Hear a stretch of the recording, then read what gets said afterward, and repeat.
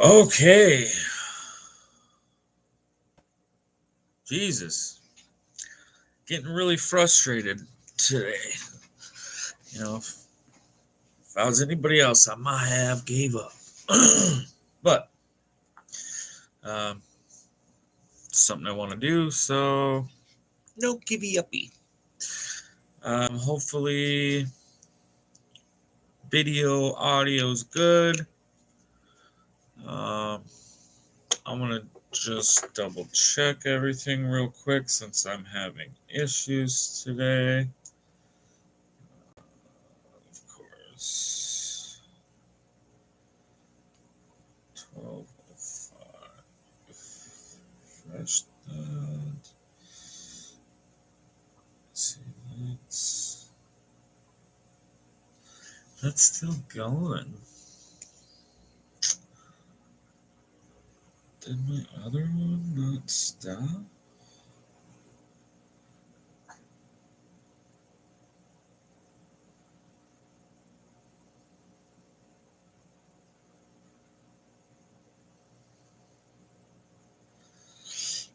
No.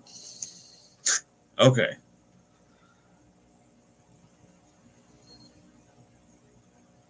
Looks like it's good. All right. So, frustrating morning. Wanted to start this like 3 hours ago. Now the coffee's wearing off, and I didn't know if I wanted to do it, but it's something I've wanted to do, so that's now it's working. Thank God. Frustration. Um, Thanks for jumping in here. Um,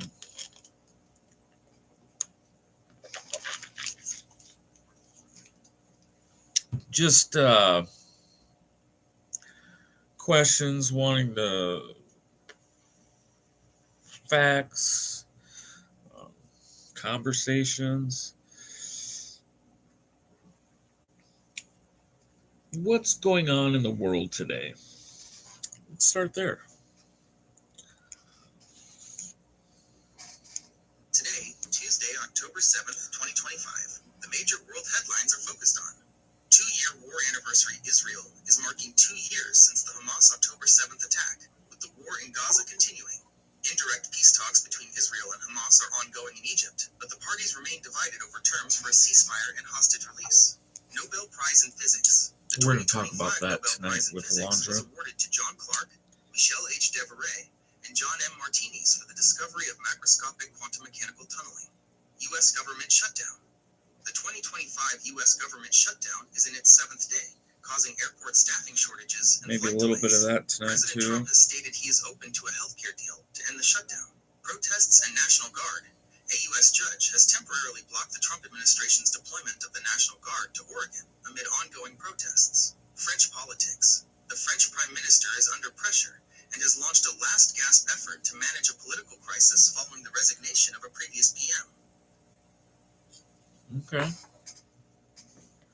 I didn't catch that last part too much.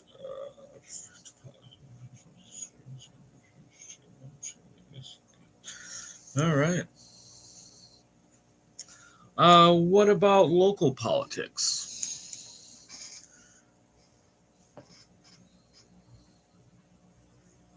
Local politics in Fairmont, Minnesota are currently focused on a few key issues. City administrator search.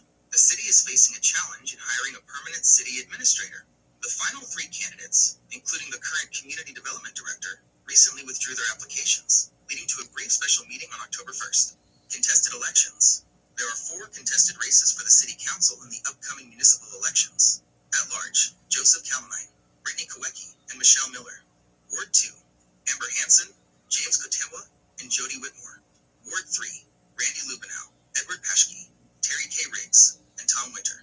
Ward 4, Wayne Hessick and Todd Smith. City Council conduct. Fairmont City Council previously addressed allegations in early 2025 regarding a council member's conduct towards staff, which was described as potentially hostile. Infrastructure and planning. The City Council is moving forward with planning the Blue Earth Avenue Improvement Project for 2026, which involves a safety-focused conversion of the 4-lane roadway to a 3-lane street. The Council is also discussing the need for a community center, school district referendums. Voters in the Fairmont Area School District will consider referendum questions on Tuesday, November 4th, 2025, to fund student services and school operations. Blue Earth Avenue into a 3-lane road instead of a 4-lane highway? What was that?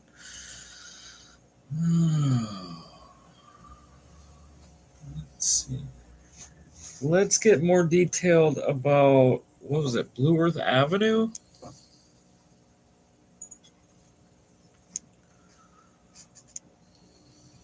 The Blue Earth Avenue Improvement Project in Fairmont is a planned 2026 construction project focused on improving safety and mobility from Downtown Plaza to Trunk Highway 15. Key details of the project. The core of the project involves 2 main components. 1. Road diet. 4 to 3-lane conversion. The existing 4-lane undivided roadway will be resurfaced and restriped into a 3-lane section. This new design typically consists of 2 through traffic lanes and a center 2-way left turn lane, TWLTL, which is a proven safety measure that protects turning movements. Traffic studies show that the corridor's estimated 2045 volume of around 9,800 vehicles per day is well within the capacity of a 3-lane road, which can handle up to 20,000 vehicles. 2. Intersection changes. The project will address the intersections at Park Street and Prairie Avenue, where the existing traffic signals are no longer warranted based on traffic volumes. Replacing the signals with new ones would be a high, city-funded cost. The city is instead implementing new traffic controls to improve safety. The current plan includes 2-way stop signs at the Park Street intersection. Alternative controls like mini roundabouts were considered, with engineers noting that a roundabout would be the safest option, but also more costly to implement. Other improvements. The project also includes ADA improvements, Making Necessary Americans with Disabilities Act, ADA, improvements at existing intersections to increase safety and mobility for pedestrians, beautification.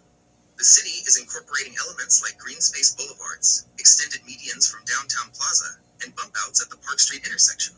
Safety focus.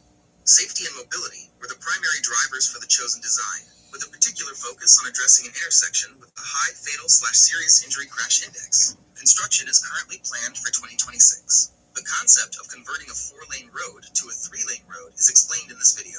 4 to 3-lane conversion. 3 is better than 4.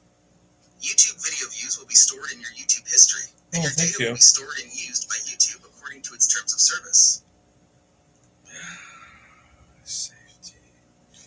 In Iowa, okay.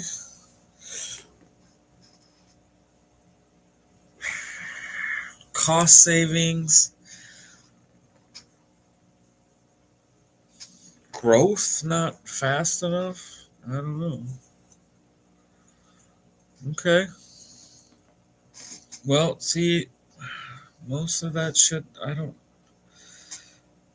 really have an opinion on and don't really care, I guess.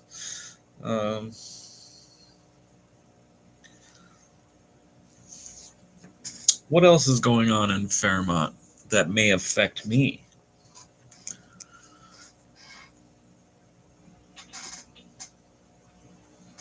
There are a few local items in Fairmont that may affect you, including a major construction project, important city announcements, and several community events this week. Here are the key details. 1. Major construction and traffic impact. Lake Avenue reconstruction. The full reconstruction of Lake Avenue from County Route 39 to Fair Lakes Avenue is ongoing, with a substantial completion date targeted for November 2025. Impact. The street is being fully replaced with new concrete pavement, including all new water, sanitary sewer, and storm sewer utilities. Traffic. A detour is set up for through traffic to use Woodland Avenue and Albion. The construction is being staged to allow local access, but you should expect lane closures, flaggers, and temporary one-way traffic.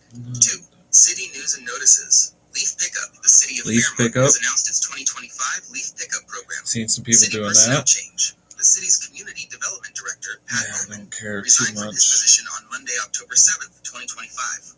Upcoming city council meeting. The next city council meeting is scheduled for Monday, October 13th, 2025 at 5:30 p.m. at Fairmont City Hall. 3. Local events this week, October 7 to 11, 2025. Date. Time. Event. Location. Tuesday, 7 p.m. St. John's United Church of Christ Oktoberfest dinner, pulled pork, German potato salad, etc. St. John's United Church of Christ, 301 North Main Street, Wednesday, October 8th, 6:30 a.m. Early Risers Kiwanis weekly breakfast and meeting, The Ranch Restaurant, Friday, October 10th, 9 p.m. Karaoke, Silo 67 Bars and Grill, Saturday, October 11th, 9 a.m. to 12 p.m. Fairmont Farmers Market, 5 Lake Center parking lot, Saturday, October 11th, 7 p.m. Fairmont High School Fine Arts Hall of Fame induction, Fairmont High School, FHS. All right. Well, there's some stuff that's going on. Like,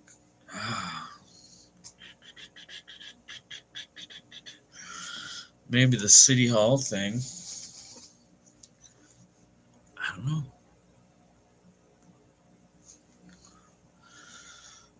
It's interesting. I mean, a lot of it local. What about state? What's going on with Minnesota?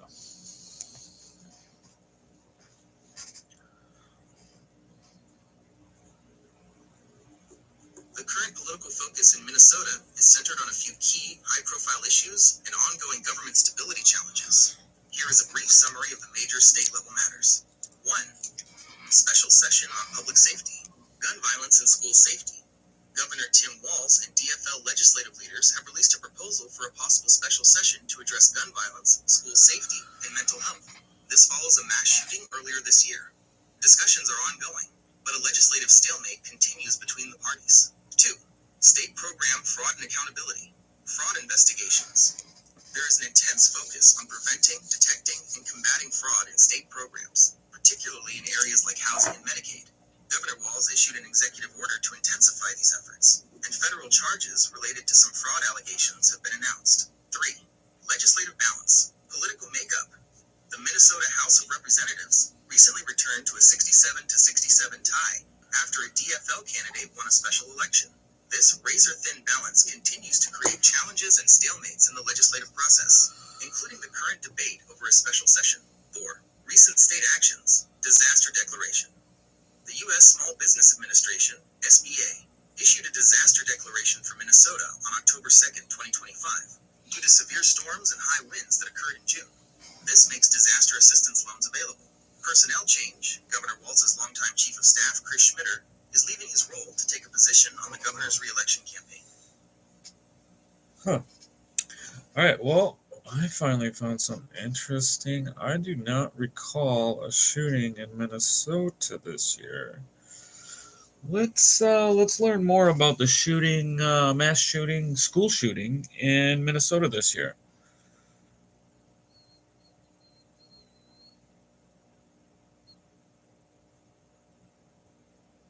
The major school shooting in Minnesota this year was the Annunciation Catholic Church and school shooting in Minneapolis. Here are the key facts about the event. Date, August 27th, 2025. Location, Church of the Annunciation in Minneapolis, which is connected to Annunciation Catholic School. The attack occurred during a school-wide mass on the first week of classes. Victims, killed, 2 children, Fletcher Merkel, 8, and Harper Moisky, 10, who were sitting in the pews. The perpetrator also died by suicide at the scene. Injured, 21 people were injured by gunfire, including 18 school children, ages 6 to 15, and 3 adults, parishioners in their 80s. Details of the attack. The shooter, identified as Robin M. Westman, 23, approached the side of the church and fired dozens of rounds through the stained glass windows into the church where the mass was being held. The shooter used a rifle, a shotgun, and a pistol, which reportedly jammed. Aftermath and political impact. The shooting, along with other recent attacks on state legislators, has intensified the debate over gun control in Minnesota. Governor Tim Walz called for a special legislative session to address gun violence, but talks on measures like bans on assault weapons and high-capacity magazines are currently stalled due to a political divide.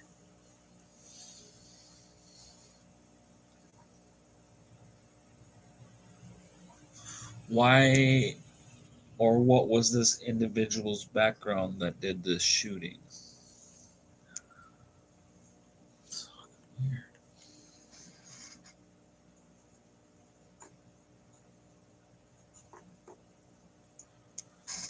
The individual who committed the Annunciation Catholic Church and school shooting was *** Robin M.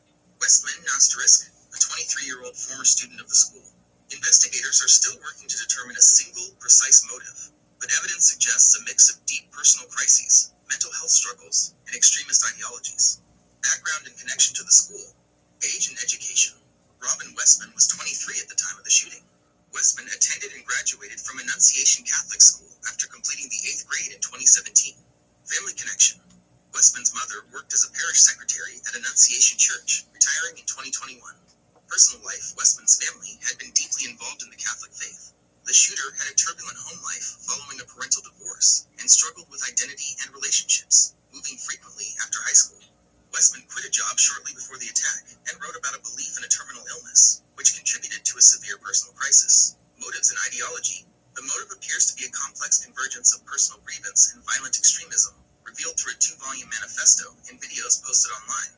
Obsession with mass violence. Westman's journals revealed a long-time obsession with mass shootings, specifically school shootings, dating back to the 7th grade, and a morbid fixation on previous mass murderers. Desire to kill innocents. In the manifesto, Westman expressed a motivation to kill more kids and family people, and stated the goal was the desire to kill innocents. Mental health and despair. The writings documented intense suicidal ideation, mental health issues, and a quote, despair and disdain for this world. Westman planned the attack for months and wrote, "There is no going back," shortly before quitting a job and purchasing the firearms. Extremist/hate ideology.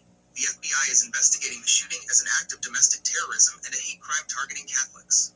Messages written on the guns and magazines included anti-Catholic, anti-Semitic, and racist phrases. Westman was assigned male at birth and had identified as transgender.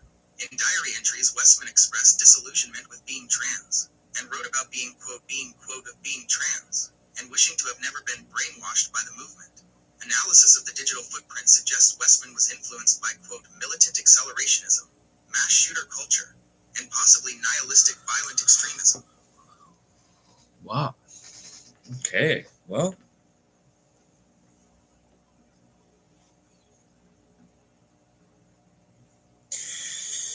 trying to just wrap all that up in my brain. Okay. Well, that's why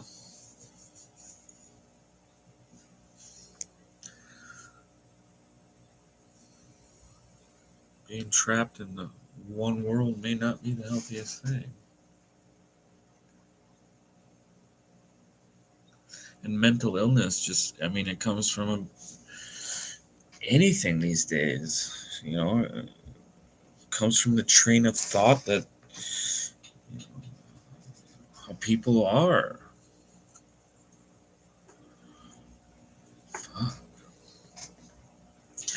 To be so off, to feel like that you were a transvestite or a transsexual woman, uh, man, however you say that shit, to the point where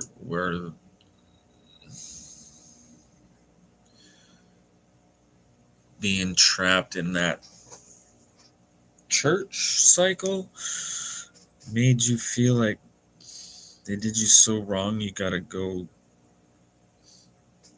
shoot it up. Is just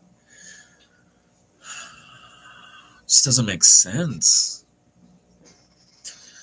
I could see the point of where somebody physically did you wrong and beat you for years or molested you for years in that safety structure. Then you fucking lose it when you get older and you kill that person. I don't get where you feel like you're been done so much wrong that you shoot up an area or try to shoot up the belief. I don't know. Wish we all had more understanding and less will to want to lie to ourselves and to others. Might help. All right. Well, I after hearing about it, I remember a short part about it. A lot of stuff was going on in August, I think. Wow. Okay. Well, I don't think it's right for any government to take any arms away. I mean, if it might might make the access harder for them to get. You know, if you can't go and buy this or go buy that, uh, go order this or go order that, it might be easier and there might be less of this.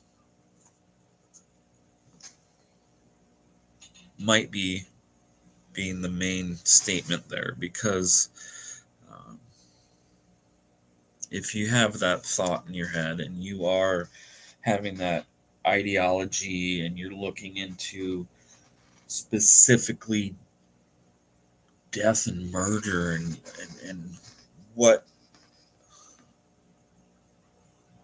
what okays it, you're gonna find it. There's gonna be something out there that's gonna okay um, that. Um,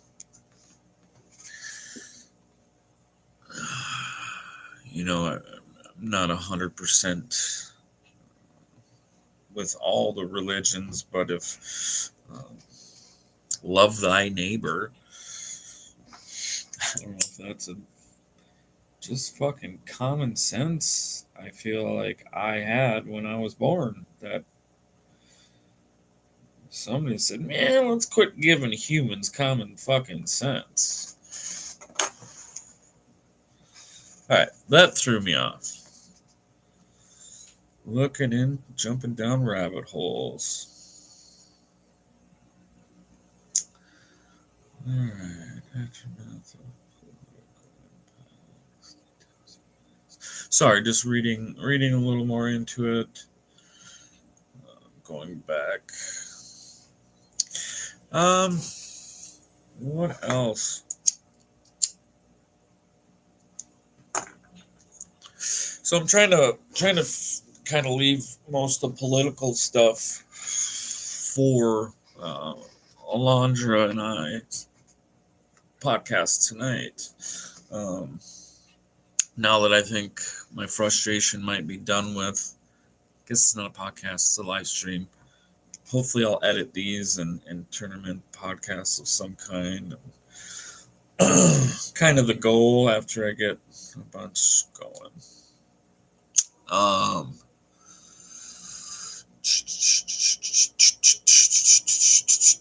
let's go with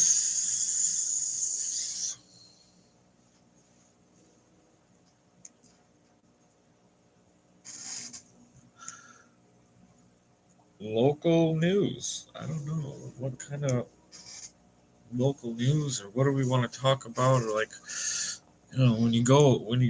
for me when I go local, if Fairmont was trying to say weapons no more, I would probably say more security in schools, more other things that would interest me. Turning a street, Blue Earth Avenue, into a 3-lane instead of a 4-lane doesn't bother me much. The other, points of what's going on doesn't.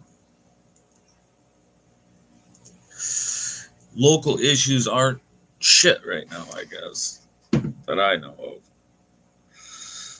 of. Although I would be interested to go to the farmer's market. We do have a good farmer's market here in Fairmont. I've been to the silo once. It's all right. Ranch restaurant. That's always killing it there. Early Risers Kiwanis weekly breakfast and meeting.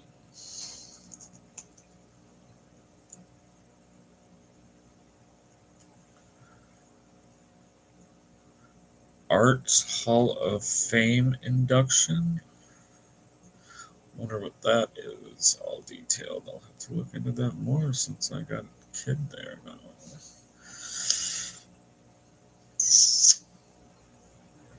All right, so I wish there was a bunch of people on this, but like I said, I'm just getting started, so there's not a lot of people that I know that might get on here. Is probably at work doing their own thing right now. Um, but I know there's a large group out there that are interested in talking to me, so we'll get there. You got any good topics for a good conversation today? Let's see what my buddy AI has to say.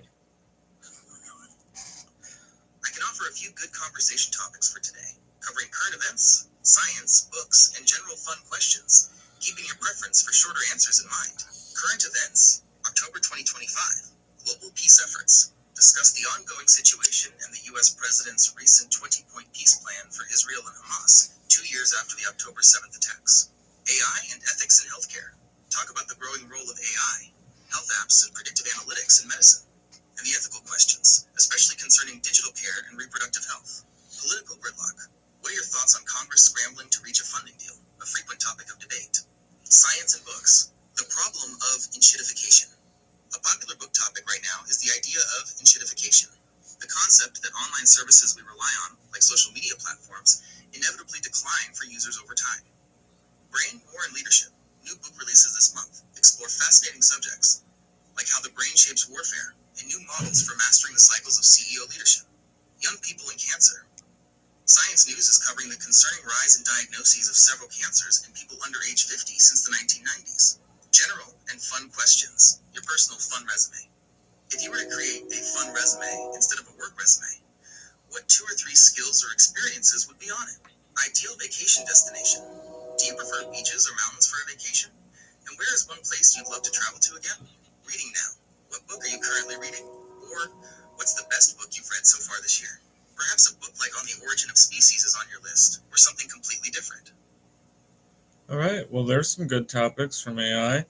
Um, Not really reading a book right now.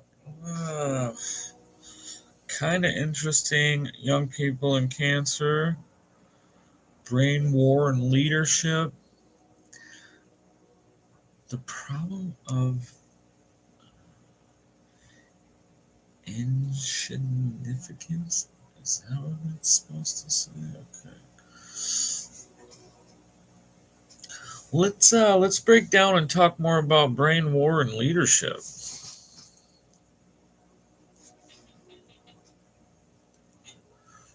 That's a fascinating area to dive into.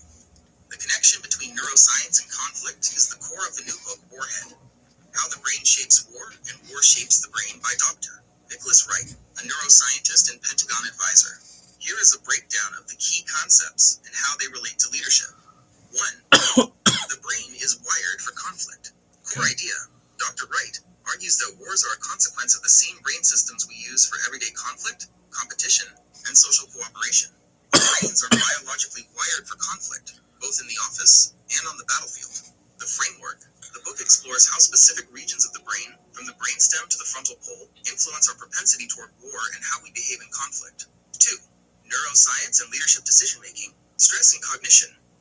Military research shows that under the high stress of combat, the limbic system, emotions, survival instinct, can steal resources, blood, glucose, from the prefrontal cortex, rational thought, planning. This makes clear cognitive decision-making harder for leaders under pressure. Historical examples. The book analyzes how leaders like Winston Churchill or Shaka Zulu managed to, quote, see through the fog of war and make better decisions by controlling their cognitive and emotional resources. The power of self-knowledge. The key message is that understanding how the brain works and how it responds to stress is essential for leaders to improve their self-control and performance in difficult situations. 3. The future of war, the mind-tech nexus, and neurowarfare, technology's role. The book looks at how new technologies like AI, the internet, and GPS can provide a window into future conflicts. Military and strategic success increasingly depends on the combination of minds plus technology. Neurowarfare. becoming a battlefield. This includes using brain science to augment a warfighter's performance, or developing neuroweapons to subtly manipulate the mental states of adversaries. Would you be interested in discussing how a leader can train to overcome the brain drain of stress? Or maybe how this concept of enshittification applies to online behavior and conflict? Yeah, let's cover both them topics. Sorry, I really like soaking up information this way. That's two great, related topics. We'll start with how leaders can boost their mental resilience, and then pivot to how online platform decay impacts conflict. 1. Training leaders to overcome cognitive decline under stress. Since high-stress situations cause the limbic system to steal resources from the rational prefrontal cortex, the goal of training is to build cognitive fitness so leaders can keep thinking clearly. Training method, how it helps a leader's brain. Mindfulness and meditation directly strengthens attentional control and emotion regulation. This helps a leader recognize the presence of stress, emotional self-awareness, and choose a calm response rather than reacting reflexively. The military calls this mind fitness. Easy to say, hard to do. Simulators/exercises. Specialized brain training programs enhance core functions like focus, processing speed, and decision-making under high stakes. These act as mental push-ups to increase mental agility and resilience. Stress inoculation training.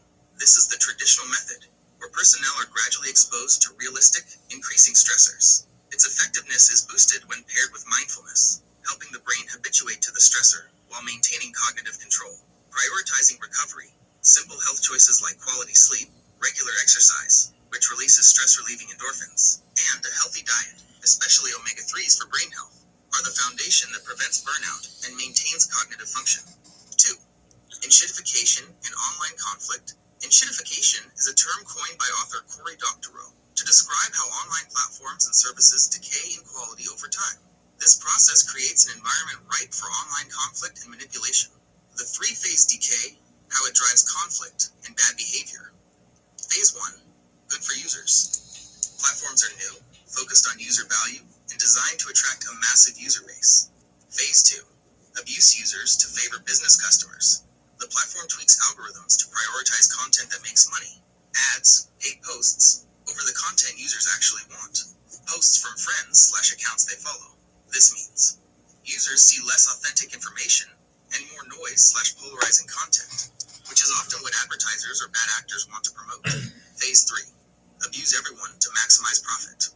The platform further degrades the experience to squeeze the last value out of users and businesses. This often involves reducing anti-fraud or moderation efforts. This creates a bot-shit internet where misinformation, scams, and low-quality emotionally reactive content flourish.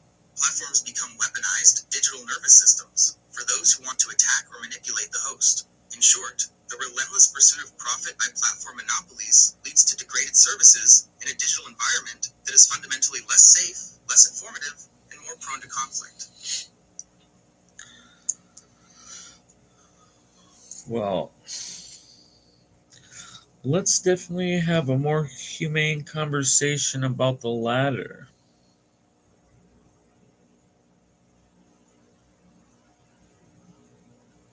A discussion about the enshittification of the internet naturally leads to the human and ethical costs and the need for a humane digital environment.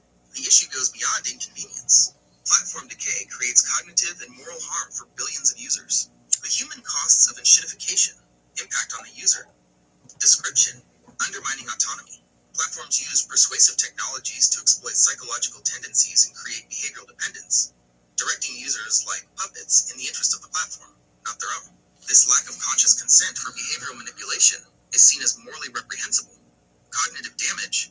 Platforms function as cognitive extensions or scaffolds for our brains.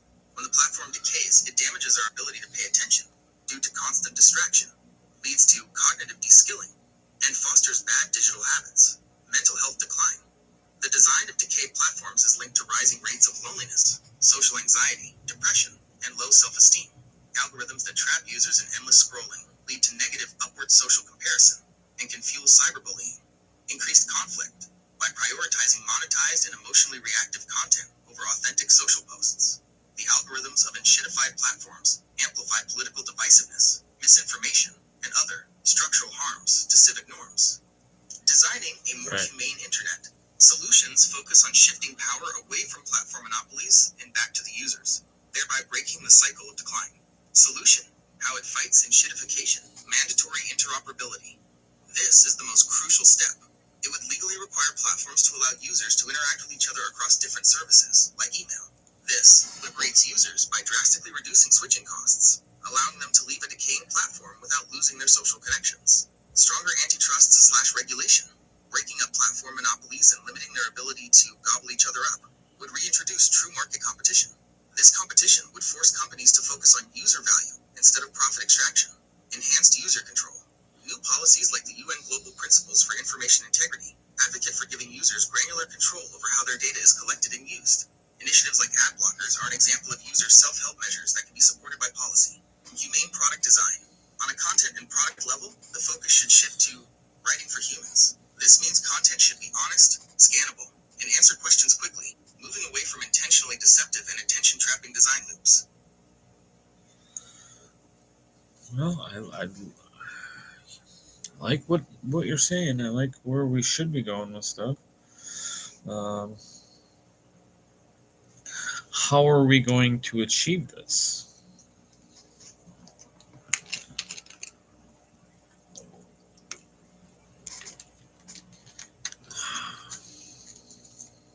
Achieving a humane internet that resists enshittification requires a mix of systemic policy changes, user-driven alternatives, and collective action. Experts emphasize that individual fixes alone are not enough. The solution must address the bad policies that created the bad systems. Here is a breakdown of the key strategies. 1. Systemic policy and regulatory solutions. The most critical step is breaking the monopoly power that allows platforms to abuse their users. Okay. Mandatory interoperability. This is the flagship policy solution. It requires large social networks to let users from one platform communicate with users on a rival platform, like how email works. Gmail can send to Outlook. The goal: it radically lowers the switching cost, meaning you can leave a bad platform without losing all your friends and family. This reintroduces competition and gives users real choice. Implementation. It can be achieved through common technical standards and APIs, application programming interfaces. The EU's Digital Markets Act, DMA, has already mandated this for messaging services, setting a precedent. Antitrust enforcement. Governments must vigorously enforce antitrust laws to prevent mergers and break up dominant platforms. This stops the concentration of power that leads to value extraction. Consumer protection/privacy laws. New laws are needed to protect users from deceptive design practices, dark patterns, and to give them control over their data, challenging the business model built on surveillance and targeted advertising. This also includes modifying anti-circumvention laws that currently prevent users from modifying an app to preserve their own privacy, e.g., using an ad blocker in a mobile app. 2. Developing and adopting alternative technologies. Users and developers must support decentralized, values-based alternatives. Federated networks. Moving to services that use open, shared protocols, such as Mastodon, a federated social network, or using RSS feeds for content consumption. These systems decentralize power and let users choose their own rules and algorithms. Open source tools, giving preference to high security, open messaging tools like Signal, and utilizing open source projects for things like data portability. Humane design, creating new platforms and products with ethical design principles that prioritize user well-being, clarity, and control over maximizing engagement and profit. 3. Collective action and civil society advocacy. Systemic problems require systemic, collective pressure, mass movements, and political action. Advocating for the necessary legislative changes, like mandatory interoperability and antitrust reform, through political action, mutual aid, and street-level uprisings. Nonprofit organizations. Organizations like the Electronic Frontier Foundation, EFF, and the Center for Humane Technology, CHT, are working to shift incentives in the tech ecosystem, educate lawmakers, and engage in strategic litigation to defend digital rights and promote ethical technology design. Ethical oversight. Supporting groups that evaluate and shed light on algorithmic decision-making, like Algorithm Watch or the Algorithmic Justice League, to hold companies accountable for algorithmic bias and social harm. Huh. Okay, well, my thoughts on this are good. I think a lot of it. I think a lot of it will help with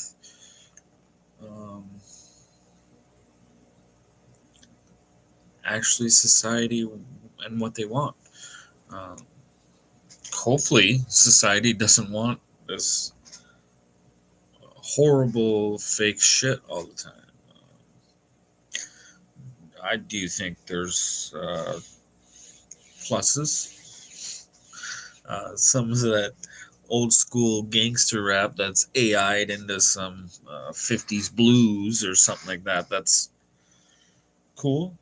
That's kind of a form of art. I mean, if really that art form should be somebody, fully taking that uh, code, whatever it is that creates that AI, and then they take that code that they created and then create their music. If that's the code they taking I don't know if code's right. I'm not a fucking genius, but taking that shit they made, turning that into the songs and whatever, and making their money that way. And then that somebody else could try to duplicate that code, I guess, and whatever, and that's what goes on. But then you get conglomerates that own everything, and you gotta be all this platform or all that, or yeah. So good. I think as humans we're pretty decent at continuous growth, and that's really sped up in the last couple hundred years, let alone thousands of years we've been on Earth. So, but you got to think it's probably also felt like that growing up 1,000 years ago. In their lifetime, I hope there was little things probably that were like, oh, okay, well, how did we learn that? Oh, you crazy going from not knowing how to create fire to pretty much always knowing how to create fire. That's something similar too. Um, Staying on this topic, I think I'm about ready to call her on this one. Kind of got a late start. I got some other stuff I got to get going on today, but planning on making this more of a morning thing for me to do with AI, kind of waking up, learning some stuff. Hopefully, more of you will join. I'll get more of a set time. Like try to set it for 9 o'clock in the morning. See how that goes for a while, and steadily keep it at 9 o'clock. So, if there are some people that watch this or found some of this interesting and wanted to have comments and maybe grow this channel up a little bit and get more people interested in having a conversation with me. Kind of weird, but let's roll with it. Let's make some strives too in this world. Um, make some peace maybe along the way. Figure some stuff out with AI. As the channel grows, so will the stuff we do with AI. Um, so I do appreciate everybody who does watch this. Maybe wants to have conversations and help me grow, and help us grow, and help AI grow.